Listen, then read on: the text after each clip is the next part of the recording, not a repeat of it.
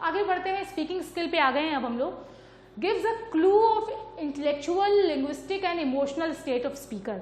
जब भी कोई बोल रहा होता है तो वो किस स्टेट में है उसका लेवल पता चलता है, उसके इमोशनल स्टेट के बारे में पता चलता है, वो किस तरीके का फील कर रहा है या किस तरीके से वो अपनी बातों को रख रहा है, उसकी लैंग्वेज की नॉलेज क्या है उसके बारे में पता चलता है, और उसकी बुद्धिमत्ता के विषय में भी पता चलता है। तो जब वही हम कहते हैं कि बोलने के पहले इंसान को बहुत ही सोच समझ के बोलना चाहिए, क्योंकि ये एकदम ऐसा है कि एक बार अगर आपने बोल दिया तो बिल्कुल वैसा है कि जैसे एक तीर वापस नहीं आता जो बाण से छूटा हुआ, वैसे ही वर्ड्स हमारे वापस नहीं आते। So we should be very very careful and we should think before we speak. Very very important sentence it is. Provides immediate feedback. जब भी कोई कुछ बोल रहा होता है तो ये तुरंत आपको फीडबैक देता है। Requires right selection of words and good knowledge of paralinguistic features.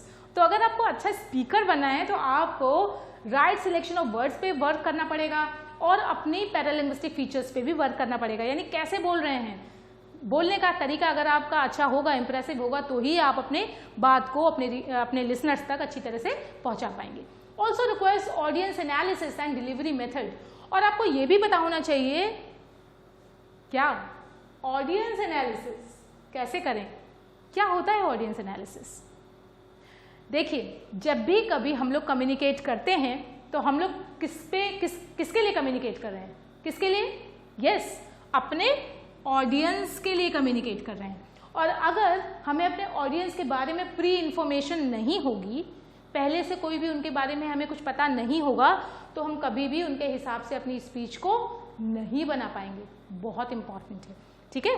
तो सबसे पहले जब भी कभी आप किसी से कम्युनिकेट कर रहे हैं तो आप ये ध्यान में रखिए कि आपका ऑडियंस किस तरीके का है, और उसको एनालाइज करके उसकी समझ के हिसाब से ही, उसको मूल्यांकन करके ही हमें अपनी स्पीच तैयार करनी चाहिए। या जो बात हम बोल रहे हैं, suppose face to face communication हो रहा है, आप एक 10 साल के बच्चे, 10 से 12 साल के बच्चों की क्लास में हैं और आप उनसे बात कर रहे हैं, तो आपका जो कम्युनिकेशन का तरीका होगा वो उन बच्चों के लेवल का होगा। हमेशा हमारा जो कम्युनिकेशन है वो हमारे ऑडियंस के हिसाब से होना चाहिए, और डिलीवरी मेथड भी हमारा उन्हीं के हिसाब से होगा। अगर ऑडियंस बच्चे हैं तो हमारा डिलीवरी मेथड भी बिल्कुल वैसे होगा जैसे कि वो बच्चे समझ पाएँ, और अगर हमारा ऑडियंस एक बहुत ही मैच्योर व्यक्ति है तो हमारा डिलीवरी का मेथड भी बिल्कुल वैसे ही हो जाएगा। और आप बिलीव करिए मुझे कि हमारे सब्जेक्ट्स, मतलब जो हमारे टॉपिक्स हैं, कई बार हमारे टॉपिक भी, अगर आप कोई एक पर्टिकुलर टॉपिक, जैसे मैं अगर ग्रामर पढ़ा रही हूँ अपने स्टूडेंट्स को, तो ग्रामर में अगर मैं नाउन पढ़ा रही हूँ तो नाउन एक क्लास 2 के बच्चे को या क्लास 5 के बच्चे को मैं दूसरी तरह से पढ़ाऊंगी, और वहीं अगर मैं डिप्लोमा के बच्चों को पढ़ा रही हूँ तो मैं दूसरी तरह से पढ़ाऊंगी। यानी कॉन्सेप्ट वही रहेगा, लेकिन क्या बदल जाएगा? मेरी डिलीवरी मेथड। तो ये इंपॉर्टेंट चीज़ है, इसको हमें ध्यान में रखना है कि कैसे अपने ऑडियंस के हिसाब से हमें कम्युनिकेट करना है जिससे हम एक अच्छे स्पीकर बन पाएँ। Entails content preparation and right medium of speaking. तो हमें इसके लिए कोशिश ये करनी है कि कंटेंट प्रिपरेशन हमारा प्रॉपर होना चाहिए, और साथ ही साथ हमारा जो मीडियम ऑफ स्पीकिंग है वो भी राइट होना चाहिए। यानी अगर हम एक बड़ी जगह पे कम्युनिकेट कर रहे हैं तो हमें पता है उसके लिए हमें एक माइक की ज़रूरत है, ठीक है, क्योंकि हमें हो सकता है पीछे बैठने वाले लोग हमारी बात को सुन ना पाएँ। और अगर हम एक छोटी जगह में कम्युनिकेट कर रहे हैं तो हमें बहुत ज़्यादा अपनी वॉइस बहुत वॉल्यूम तेज़ करने की ज़रूरत नहीं है, अदरवाइज़ वो लोग भी समझ नहीं पाएंगे। तो एक छोटा सा मैंने आपको एग्जाम्पल दिया। एक बहुत बड़े हॉल में अगर आप कम्युनिकेट कर रहे हैं तो बीच बीच में आपको टीवी भी लगाए हुए हैं, जिससे कि आपकी शक्ल वो सारे लोग ऑडियंस देख पाएँ, और जो आपको क्लियरली नहीं देख पा रहे हैं स्टेज पे, वो उन टीवी पे भी देखकर आपके एक्सप्रेशंस को समझ पाएँ। तो ये सब चीज़ें हैं। स्पीकिंग आप ये देख सकते हैं, ये एक जेंटलमैन स्पीक कर रहे हैं और ऐसा लगता है कि बहुत ही परफेक्ट स्पीकर हैं, बहुत कॉन्फिडेंट लग रहे हैं। आप खुद ही देख लीजिए, नॉन वर्बल कम्युनिकेशन ये इनका कह रहा है कि बहुत कॉन्फिडेंट है। सो स्पीकिंग स्किल में नॉन वर्बल क्यूज बहुत ज़्यादा इंपॉर्टेंट होते हैं, ये मैं ऑलरेडी आपको बता चुकी हूँ। Body language, eye contact. अच्छा, अब एक ये वर्ड आया है, इसके बारे में मेरे ख्याल से आपको आइडिया होगा, किनेसिक्स। किनेसिक्स का मतलब होता है, किनेसिक्स और किनेसिक्स, इसका मतलब होता है स्टडी ऑफ बॉडी लैंग्वेज, ठीक है। तो जब भी कभी हम किसी भी तरीके की बॉडी लैंग्वेज के बारे में बात करते हैं तो that is kinesics. Okay, so I hope now you understand. अब हम लोग बात करते हैं स्पीकिंग स्किल्स के बारे में। इसके पहले भी मैं आपको स्पीकिंग स्किल क्या होती है और क्या क्या उसके लिए इम्पॉर्टेंट एस्पेक्ट्स होते हैं जो कि हमें ध्यान में रखने चाहिए, मैं उसके बारे में आपको बता रही थी। एक ब्रीफ इंट्रोडक्शन मैंने दिया था, अभी हम उसको डिटेल में ज़रा समझेंगे, क्योंकि अगर आपके एग्जाम में क्वेश्चन आता है कि स्पीकिंग स्किल क्या होती है और कैसे कोई भी व्यक्ति एक अच्छा स्पीकर बन सकता है, तो आपको इन सारे पॉइंट्स के बारे में पता होना चाहिए। तो स्टार्ट करते हैं। सबसे पहली चीज़ है पिच। पिच क्या होती है? इसका मीनिंग लिखा हुआ है refers to distinction of sound. Refers to distinction of sound, इसका मतलब साउंड का डिस्टिंक्शन, डिफरेंस। डिस्टिंक्शन मतलब डिफरेंस। ओके, तो कैसे होता है? पिच या तो बहुत हाई पिच हो सकती है या लो पिच हो सकती है। आप समझ रहे हैं मेरी बात? मतलब किसी भी बात को हाई पिच पे बोलना और किसी भी बात को लो पिच पे बोलना। अगर आप बहुत सारे अगर आप न्यूज़ चैनल्स देखें या आप बहुत अच्छे ओरेटर्स यानी वक्ताओं को देखें, तो आपको पता चलेगा वो किस तरीके से बोलते हैं। जो बहुत इंपॉर्टेंट चीज़ होती है जिस पे कि हमें बहुत सोचने समझने की ज़रूरत होती है, उसको हम बहुत ज़्यादा हाई पिच पे नहीं बोलते। जब हमें सामने वाले को कन्विंस करना होता है और हमें उसका आंसर चाहिए होता है, तो हमारी पिच थोड़ी सी हाई हो जाती है। क्या आप मेरे से अग्री करते हैं? Do you agree with me? आप समझ रहे हैं मेरी बात? तो पिच यानी हाई पिच या लो पिच। बोलते समय हम किस तरीके की पिच को यूज करें, ये जैसे जैसे आप इसको प्रैक्टिस करते जाएंगे ना, आप प्रेजेंटेशन करना शुरू करेंगे, आपको खुद ब खुद समझ में आने लगेगा कि कौन सी चीज में, कौन सी बात पे या कौन से आइडियाज को एक्सप्रेस करते समय आपको हाई पिच में जाना है और किस में आपको मीडियम पिच, आपकी पिच मीडियम रहनी चाहिए और किस में आपकी लो पिच होनी चाहिए। तो कहते हैं ना, practice makes a man perfect.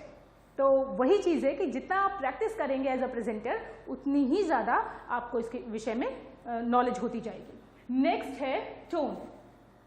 Tone, use of pitch in language to discriminate meaning. Discriminate मतलब separate, okay, to figure out, उसको कैसे पता लगाएंगे। ओके, तो अब इसमें क्या है?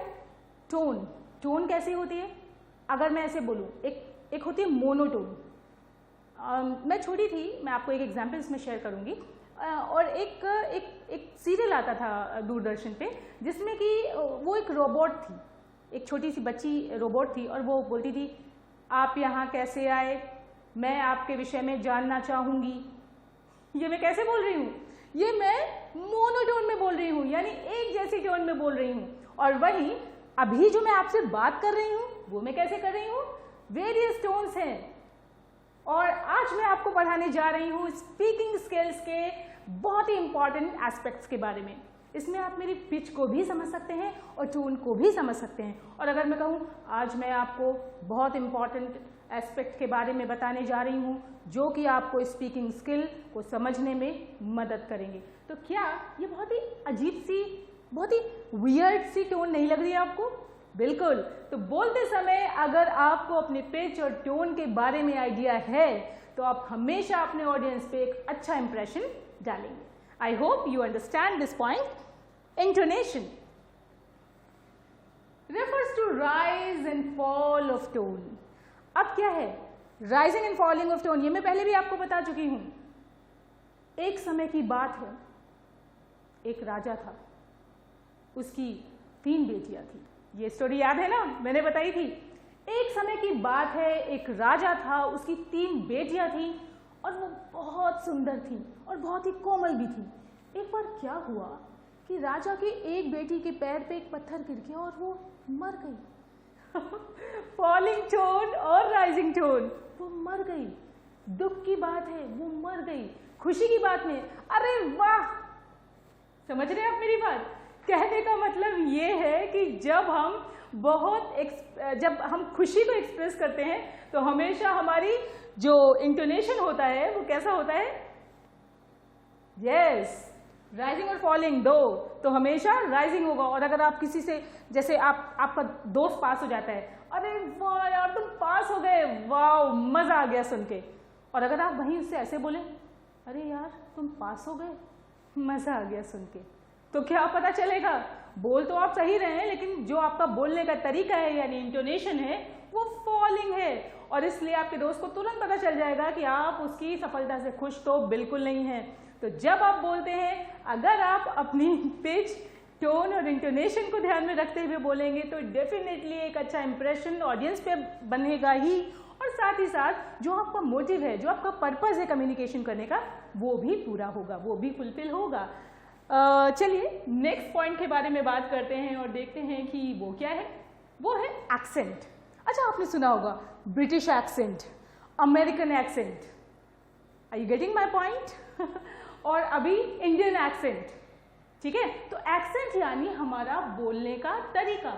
अगर इसको हम पढ़ें तो unique style of pronouncing a language. कई बार मुझे बच्चे बताते हैं कि मैम, क्योंकि जब भी हम इंग्लिश मूवीज देखते हैं तो हमें वो बातें समझ में नहीं आती, और कई बार वो वही वोकैबुलरी, वही चीज़ें यूज़ कर रहे होते हैं जो कि हम अपने डे टू डे लाइफ में यूज़ करते हैं, लेकिन फिर भी वो समझ में नहीं आती। वो क्यों समझ में नहीं आती?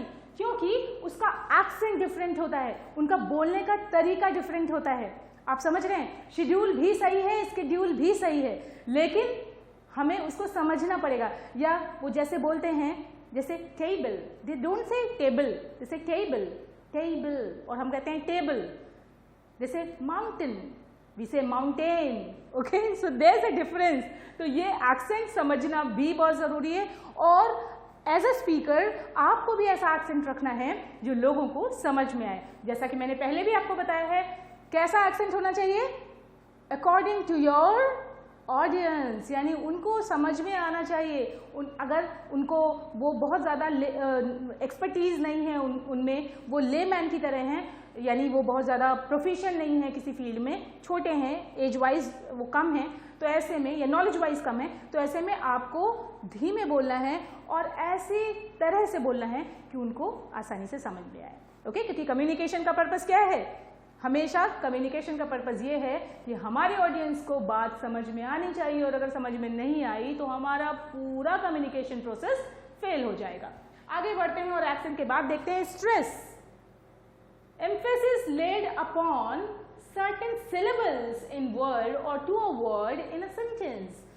Very important thing it is. Stress कैसे देते हैं? मैंने शायद लास्ट टाइम भी आपको ये बात बताई थी कि कैसे स्ट्रेस देते हैं। जैसे pronunciation, pronunciation, are you getting my point? Pronunciation, ciation, pronunciation, ciation. जिस तरीके से हम किसी चीज पे स्ट्रेस देकर उस पर एम्फेसाइज करते हैं, उसको जोर देते हैं, उसी से हमें मीनिंग समझ में आती है। तो वर्ड्स में भी स्ट्रेस होते हैं, सिलेबल्स होते हैं। सिलेबल्स में आपको बता दूं, यूनिट होती है वो प्रोनाउंसिएशन की, सबसे छोटी यूनिट होती है प्रोनाउंसिएशन की। हम लोग इसके बारे में बात करेंगे जिससे कि आपको और अच्छे से समझ में आए, लेकिन यहाँ पर आपको बस इतना समझना जरूरी है कि डिफरेंट सिलेबल्स में हम एम्फेसाइज करते हैं। जैसे farmer, farmer, farm, farmer, are you getting my point? ऐसे डिफरेंट सिलेबल्स होते हैं। अब सिलेबल्स के विषय में मैं अभी आपको ज़्यादा बताऊंगी तो हम टॉपिक से डिविएट हो जाएंगे, क्योंकि एक अपने आप में बहुत बड़ा एक वास्ट ये एरिया है, तो इसके बारे में हम लोग ज़रूर बात करेंगे। लेकिन अभी इतना बस समझना ज़रूरी है कि वर्ड्स में भी सिलेबल्स होते हैं, जो कि जो स्मॉल यूनिट्स होती हैं प्रोनाउंसिएशन की, उन पे हम जब एम्फेसाइज करते हैं तो अलग तरीके से उस वर्ड्स को हमें समझ में आते हैं, वो वर्ड्स क्लैरिटी के साथ हम बोल पाते हैं। और वैसे ही जब हम एक सेंटेंस में एक वर्ड को यूज़ करते हैं तो भी हम उनको इस तरीके से बोलेंगे जिससे कि हम समझा पाए अपने ऑडियंस को कि हम क्या बोलना चाहते हैं। जैसे कि I want you to do this work, I want you to do this work. किस पे एम्फेसाइज किया मैंने? यू पे। I want you to do this work. I getting my point? So इससे स्ट्रेस की जानकारी होने पर हम अपने ऑडियंस को समझा सकते हैं कि हम क्या कहना चाह रहे हैं। तो ये क्लैरिटी एक डेवलप करता है, एक क्लैरिटी को बनाता है। जिस क्लैरिटी मतलब मैंने आपको दो बातें बताई थी, एक है क्लियर और एक है क्लैरिटी। आप समझ गए होंगे, मैं यहाँ पे इसके बारे में बात कर रही हूँ। क्लैरिटी, क्लैरिटी भी क्लियर जैसा ही है, लेकिन उसकी स्पेलिंग अलग है। बहुत सारे लोग क्लियरिटी बोलते हैं, ये पहले भी मैंने एम्फेसाइज किया था, और वो भी इसलिए कि आप इस चीज को समझ पाए। ये बहुत इंपॉर्टेंट इशू है। क्योंकि स्पीकर अगर अच्छा बनना है, अच्छा कम्युनिकेटर बनना है, तो हमें ये छोटी छोटी बातें सीखनी तो पड़ेंगी।